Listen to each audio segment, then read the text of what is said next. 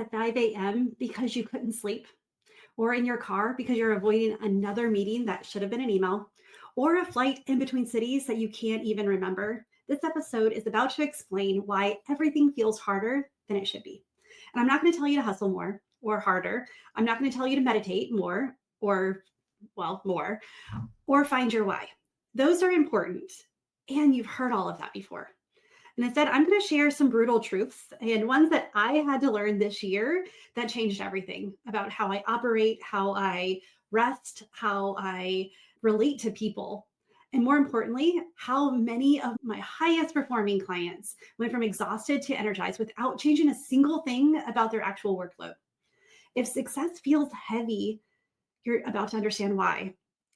Hi, welcome to A Leader's Purpose podcast. My name is Tammy and I'm your host. And today, so we're in the middle of the Resilient Leader series. And I decided to take a pause from that. And not because this isn't about becoming a resilient leader, because these lessons that I've learned actually increased my resiliency, increased the way I relate to people and the sturdiness that I have in what I do. And these are also lessons that I have worked with my clients to learn and to implement. And so I thought it was okay that we took the series on pause for just one episode. And I wanted to share 4 lessons with you that I think are going to change your 2026. And I know this is going to drop on December 1st. And so we still have a month left of 2025. And so many times we discredit, okay, it's December, it's the holidays, we throw in the towel, we say la vie. But December is such an important month. It's time for reflection. It's time for preparation. I get excited about what did I learn? How did I grow this year? And what's next? And so these are the lessons that as I was journaling, as I was looking at what I needed to learn this year, I thought I would share them. I'm also, in a couple weeks, I'm going to do an episode on lessons that my clients learned and some of their biggest wins, because I'm hoping that you get some inspiration from these little changes that they made that made massive improvements, massive movements forward. And I'll share a little bit of it today, but most of that I'm going to wait until the next episode. Okay. So lesson 1, success doesn't happen in the margins. It happens in the calendar. Nothing new. Right? Every underperforming executive has a calendar full of everyone else's priorities. Show me your calendar and I'll show you your real strategy. Show me your calendar, I'll show you your values. Like, we've heard these things. And the thing is, the gap between what you say and what gets scheduled matters. And I was thinking about it because I like the flexibility. I'm an entrepreneur. One of the reasons why I'm an entrepreneur is I like to be able to make my calendar, and I've learned that I don't like when people add time responsibilities or take my time that's not theirs. That is a big lesson that I've learned. And I was like, okay, because I have these goals, I have responsibilities. And as being an Enneagram 1, I take responsibility very seriously. And so the gap between what we say and what gets scheduled became really big. And so, well, I was going to tell a story about a client, but I think I'm going to switch this and tell you a personal story, because no one's immune to this. And I had this goal. I wanted to create this video training. I wanted it to be, because it's a question, it's something that I get asked a lot. And I wanted to create this video and offer it up just as a free training. And you just click on it and watch it. And I know that my clients would get a lot from it. I know that people who are in my sphere, and I know that future clients would get a lot from it. And I'll also kind of get to know me a little bit. And so I had this idea of creating this. And it took me 6 months to actually do this. I finished the video. It's 10 minutes, like 10 minutes and 36 seconds or something like that. And to actually sit down and do the video, it didn't take me much time at all. And even to create the outline for the video, it didn't take much time. But the thing is, it kept pushing back because it was on my calendar. And so this is something that I learned this year and I started to embrace, and even more so for next year. And like December, I am protecting my time and marking it on my calendar. And what happens on my calendar, what's on my calendar happens. And it's not sexy. It's not exciting. It's not like the flexible fly by the seat of your pants. But you know what? That's not sexy anyway. That's not exciting. That's exhausting. And so when I started scheduling my goals, scheduling my priorities, because the truth is, if it's not blocked, it's not a priority, it's a wish. And we don't get our goals through a wish. And so I started scheduling the time. And what do you know? Within a week, I got it done. Within a week, like I got not only the video recorded, I planned it out. I created my script slash outline. I recorded it. I edited it. And I did the copy for the landing page. Like all of these things within a week, simply because I started putting 30-minute time blocks on my calendar that I focused on this. So success doesn't happen in the margins, it happens in the calendar. We do need margin, but nothing happens by accident. Your goal is not going to happen unless you intentionally add it. And so, though it's nothing groundbreaking, it's nothing new, it's a good reminder. And I realized what I was capable of getting done when I scheduled it. So, I want to challenge you, pull up your calendar. Where does your biggest goal actually live? Do you see it on your calendar? Do you see it? And look back the last like month. Where are your priorities? Where are your goals? Where's the time for what you know your life wants? Okay. So lesson 2. You're not tired, you're misaligned. It's the rest revolution. So Netflix and wine aren't fixing exhaustion, they're numbing agents. And I say this because I love Friday afternoon or Friday evening, really, after Linda gets home from school and we settle in. The kids are teenagers. They don't want to hang out with me on a Friday night. So watching a Netflix series or watching a movie and having a glass of wine became my regular, like once a week. I just look forward to it. And then I realized that's not truly rest. I was actually numbing out. I was just disconnecting. And so many times executives think that rest is doing nothing. And it's actually wrong. So one of the things that when I studied rest a few years ago, because rest is a partnership with productivity. It's not the opposite, it's a partner. And so you need to rest. So the way that it's said is if you work with your hands, you rest with your mind. If you work with your mind, you rest with your hands. And so I do a lot of mind work. So even intentionally like washing dishes, making dinner. I love cooking. So the act of like mindful cooking and mindful eating, and it's something I have to do anyway. It's my chore that I got to feed my family.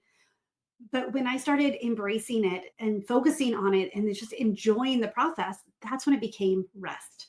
So true rest is when you intentionally do something in the opposite realm that your work is. So if you work with your hands, if you are a carpenter, if you are an electrician, if you build widgets, and most of the people that I work with are actually working with their mind. They're leaders, they're leading people, they are visionaries. And so watching TV actually does not energize the brain like gardening, like creating Legos. We can have fun, we can play with it. And so it's not the fact that it needs to be something tedious or hard, or you need to scale a mountain. If you like doing that, great. But that's not an everyday thing. Gardening, woodworking, cooking, this active restoration is what we're looking for. Your brain solves problems when your hands are busy. So that problem, that person that you're trying to get through, that problem you're trying to solve, when you are in active restoration, your brain is still working behind the scenes. And so it actually gets done a lot faster. Breakthrough happens in motion, not vegetation, not in sitting on the couch for 3 hours and just being. And I'm not saying give up Netflix. That's something that I am drastically going to change over this next year in 2026, because I've noticed that it's so easy to turn on a movie instead of reading a book. And so my reading has gone down, which also my enjoyment to that has gone down. And so you're not tired, you're misaligned. And like looking at the rest revolution, your brain solves problems when your hands are busy. So get out of your brain, get out of the thinking mode, and just the act of washing dishes, of chopping food, of gardening, woodworking. These are simple things. Going on a walk and just allowing without something in your ear, without somebody, you can even take a person with you. I don't want to say, because I really do believe you need to rest with your values, not from them. So if you want to build relationships, rest with the relationships you want to build. Garden together, woodwork together, cook together. This, again, this active restoration is what we're looking for. And we want our hands to be busy. So that gives our brain time to rejuvenate. Rest isn't the absence of work, it's the presence of alignment.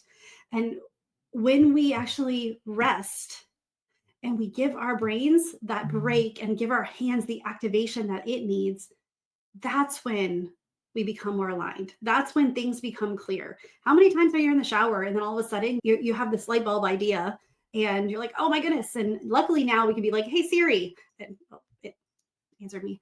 You can say, hey Siri, and then you can like just tell it your idea instead of rushing over trying to get your wet pen and write it. So you're not tired, you're misaligned. And it's really about the quality of the rest that you're doing. And so for me personally, looking at, okay, I don't need, before I turn on Netflix, let me read a little. Let me enjoy cooking a little bit more instead of, I enjoy cooking, especially in the fall and winter, because things like slow down, it gets darker earlier. So you're not spending as much time outside. That and it's cold. Excuse me. So yeah, so cooking, it excites me and I get to do it with my family. My daughter and I will cook together. She's really the baker, but we still will cook together. Every once in a while, my son will come and get involved as well. He is actually a really good cook. He just doesn't like to, which is fine. He's 17, right? He's allowed to.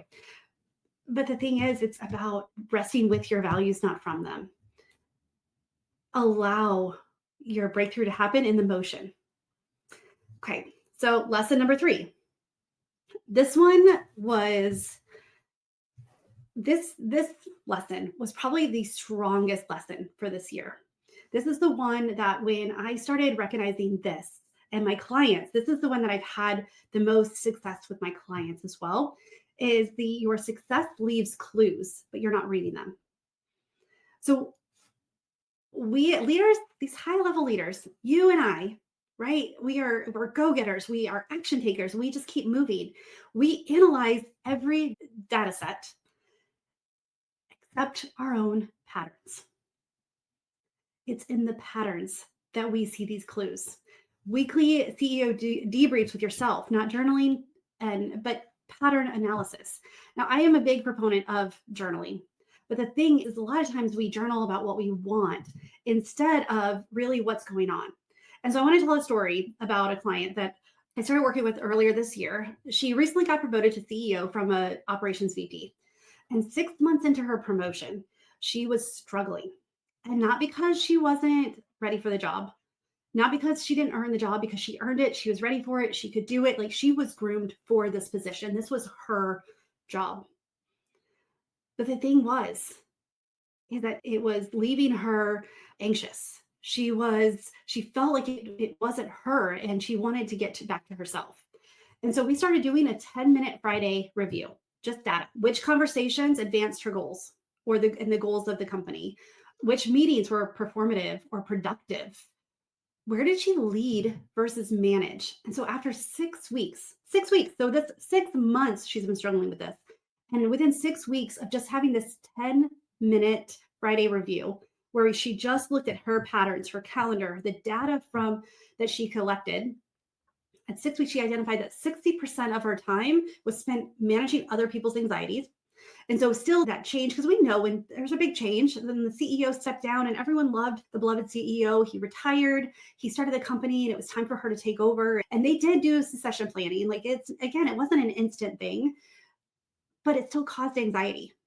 And so she spent more time managing people's anxiety than leading them. So she restructured her entire approach when realizing that what they needed. Her revenue went up 22% within a quarter. Not from working harder, but from finally reading her own patterns, understanding what was working, what wasn't working, what she needed, what her people needed from her. And she stepped into that new role instead of leading from her old role. Stepped into this leader she was groomed and she needed to be, instead of all the old patterns that she was operating from. And so when we analyze every data set, why do I keep saying step? Data set except for our own patterns, we're missing the clues. because it's really this foundation. When we're leading people, we need to lead ourselves first. We need to understand why we do what we do. We need to look at it from an internal perspective first, because if we're not clear with what's going on within us, how are we going to help others? How are we going to lead others through what's going on with them? And so we got to look at what decisions felt aligned versus forced, which meetings give energy versus drain you. Where do I operate from fear versus conviction? And how can you use your time to where you can lead people instead of managing others' anxieties? Restructured, revenue up. Like, she changed things, and it changed the anxiety in the company went down. That she became more solid. And this is where the resilient team, we went through some of these, we became a Tuesday leader. She started building in the crisis management. She started building in and showing up as herself and leading instead of stepping back, because she was more of a, she described herself as an introvert, but she loved people. But she's, it's just, it's not my first thing is to go to them and see. And I'm like, okay, let's schedule it. Like, talk to your people, talk to see what do they need. And so just making that changes, but her success left clues for her. And once we started interpreting them, once we started slowing down, and again, 10 minutes on a Friday. This wasn't restructuring, that wasn't adding hours of reflection. No, 10 minutes of looking at patterns. After a few weeks, they started to emerge, and she saw it. And so you wouldn't run a division without a data review. So why are you running your life without it? This 15-minute Friday review, why did it work? It's because she had a specific thing that she was looking at, or it's 10 minutes, like 10 to 15 minutes. She looked at what worked, what didn't, and she specifically looked for patterns. She looked at facts, not feelings, and strategy, not therapy. It wasn't about how she felt about it. It's, what is the data saying and how can I make it better?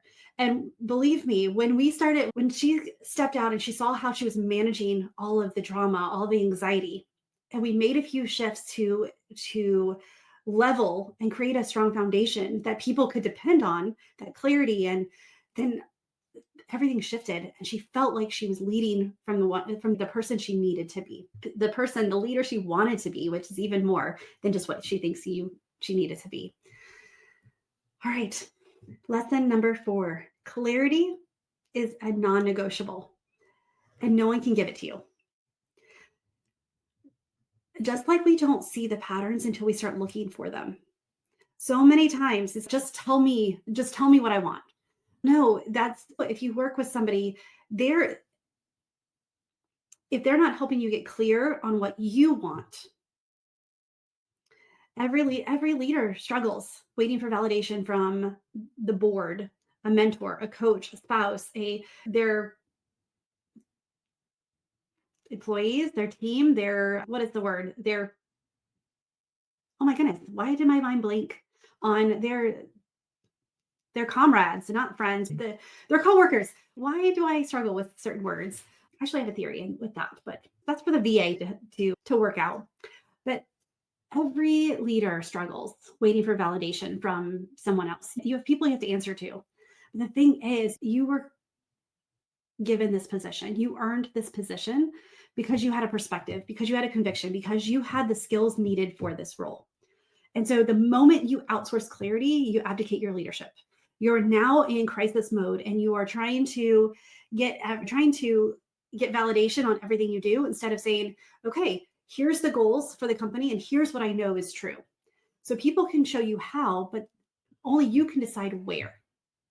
And so this clarity is so crucial, because you've got to earn it for yourself. Then you can ask someone, okay, how do I do this? How do we get here? And you can talk to your team about it, but you've got to get the where and the why. You've got to have that clarity. You got to have that clear picture, that foundation, that direction. And so when you're just trying to get all of that from everybody else, everyone else has different fears, different motivations. They have different missions. And even if they may be in the same company, they're coming at it from a different perspective. Even their role is different. And so their success in their role is defined differently than the success from your role. So that's why you have to treat clarity as a non-negotiable and not something that someone else can give you. So you've got to take the time. And so you can have a coach, you can have a consultant, you can have, this is what I do for my clients all the time is I help them find their clarity. I don't give them the answers. I help them see what they want, and then we look for the best course of action. How do we get it? But if you don't know what you want first, what do you want it to look like at the end? What direction do you want to go? You just keep pulling, and every time you get a new idea or it shifts slightly. You've heard the metaphor of a cruise ship or a big ship that's going down, and if they're just 1 degree off from their destination, the degree off from where they are, the line, the latitude, longitude that they're supposed to go, they will be miles away from their destination. And so 1 degree can affect a lot. So you got to get that clear on that, what that 1 degree is, and stick to it.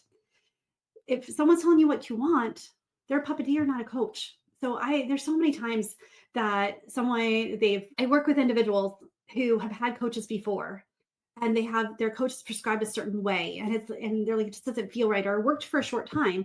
Sure, it works while that person is there guiding you and leading the ship. The thing is, you're a leader. You know how to lead the ship. Let's get clear on what it looks like for you and push you forward. Winners aren't those with the best advisors. They are the ones who know what they want. And then we'll get advisors to help them get that. They're the ones who, because we don't want to do things on our own. We can definitely go faster and stronger and have more results when we go with them. What is it? You want to go faster, hire a master. I heard one of my mentors, she talks about that a lot of times when she's speaking from stage. And so I'm a big proponent of hiring someone to help you get what you want, especially outside the organization, because they can have that neutrality and they see it only from your perspective, and can help clear through some of the drama and all the other validations that you are fighting for or fighting with, and to help you get clear on you. And so advisors accelerate things, but they don't originate. That's not a coach's job, is to tell you what to do. It's to help you figure out what you want and then guide you in the direction and help keep you accountable, help you see your blind spots. And your conviction is your compass. So stop letting other people hold it. Clarity is a non-negotiable, and no one can give it to you. You've got to find it for yourself. And when I really got clear on what I wanted and what I didn't, earlier this year, I was launching a group coaching program. And finally, I realized, no, I love working with teams. I love working with individuals. But launching a group coaching program was not what I wanted to do. And the clarity is, I want to help you. I want to help the individuals. And I can be more specific. I'm not a cookie cutter coach. And I didn't want to make things for the masses. I want to go deeper versus wider or broader. And so that's why working with a team is different, because everyone's working towards one goal. And then it's like, what part does each of those play? What is your part in that goal? And how can the dynamics of working? I love team dynamics. And I think that comes from my therapy background, and just even in the Air Force, working with the different personalities and things, and then working one-on-one with, what do you want? Now let's get it.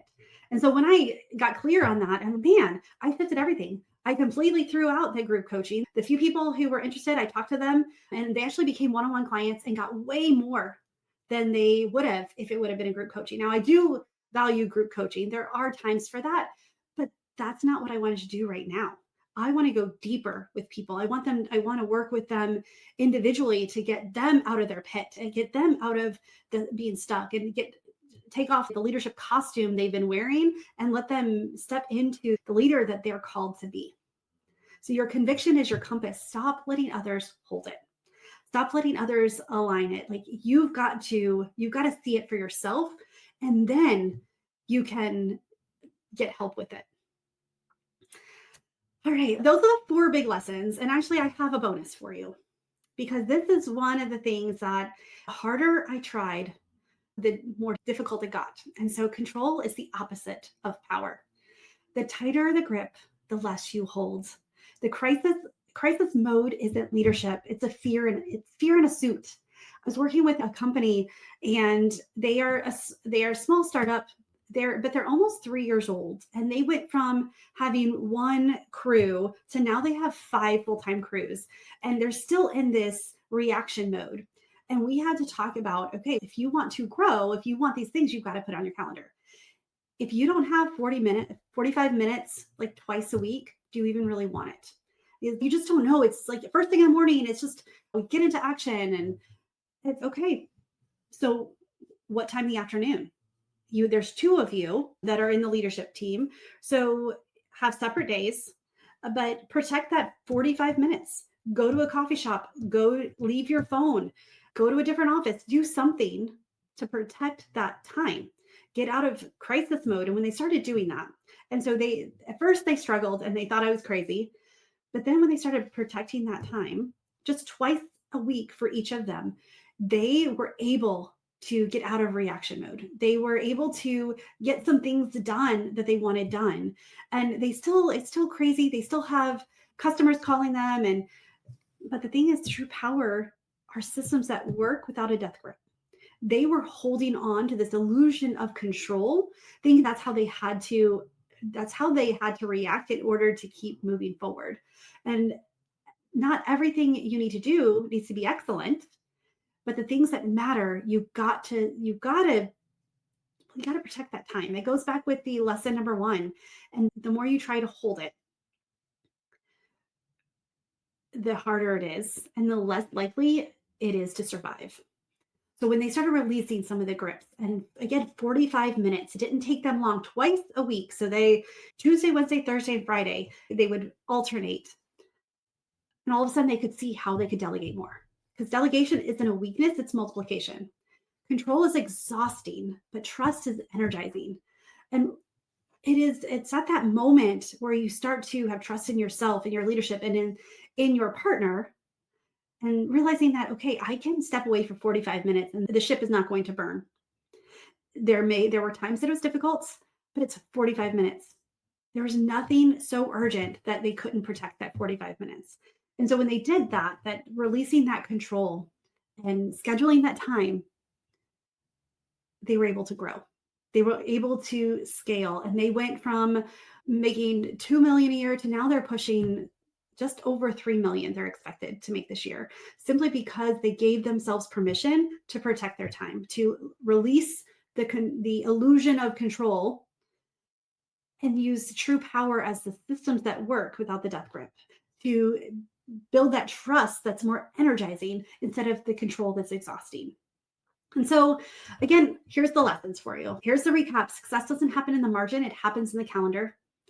You may think that it's constricting and inflexible when you put it in the calendar, but I guarantee it's the opposite. I had more margin and I get more things done in a lighter way when I schedule it out and then follow my calendar. I have time to spend extra time with my family. I get done on Fridays at the time that I want to get done, and I feel good about it. And I'm able to get the things that are important to me. You're not tired, you're misaligned. The rest revolution, rest with your values, not from them. And breakthrough happens in motion, not vegetation. And number 3, your success leaves clues, but you're not reading them. Give yourself time to see your patterns. It may take some time. And it's just data. It doesn't mean you're a bad leader. It doesn't mean you're a good leader. It just look at it as neutral data that's telling a story. And is it telling the story that you want? Number 4 is clarity is non-negotiable and no one can give it to you. Find what you want and then have someone help you get it. And again, you don't have to find out what you want on your own, but you do need to find someone who is completely unbiased and will ask you, is that really what you want? Is that the outcome that you're looking for? And will push you to get out of your comfort zone and that secret dream, that secret mission, that secret goal, that they can draw that out of that, because that's the true clarity that you're looking for. And then this is the bonus. Control is the opposite of power. Release the grip. The tighter you grip it, the less you're actually holding. And so crisis mode isn't leadership, it's fear in a suit. And stop leading from fear. Lead from strength, lead from delegation, lead from multiplication, lead from trust. And so here's my challenge to you. I want you to think about these four lessons and a bonus. Which one spoke to you? Which one do you think that you need to learn? Which one would help you if you learned it? Is it the calendar? Is it the margin? Is it the rest? Is it the clarity? Is it the the clues. Like, what are you needing right now? What resonated the most? And I want you to take some time to just go back and listen to that section again and think about it, because these aren't just lessons. They're the difference between performing leadership and embodying it. Which one hit you the hardest? And that's where our work begins. And if you're ready to stop performing and start leading from who you are, let's talk. Let's get on a call. Let's talk and see what of these lessons can we implement immediately? What lessons can we learn? What patterns can we see? What patterns can we disrupt for you to get what you actually want? For you to live the life, not just the work, but the life that is calling to you. All right, friend. Thank you so much. Happy December. Here we go. Let's end 2025. And again, tammymariecoaching.com/call. Get on a call with me and let's talk about what performing leadership looks like and what embodying leadership, what aligned leadership could mean for you and your team. All right. Choose joy until joy chooses you. Bye for now.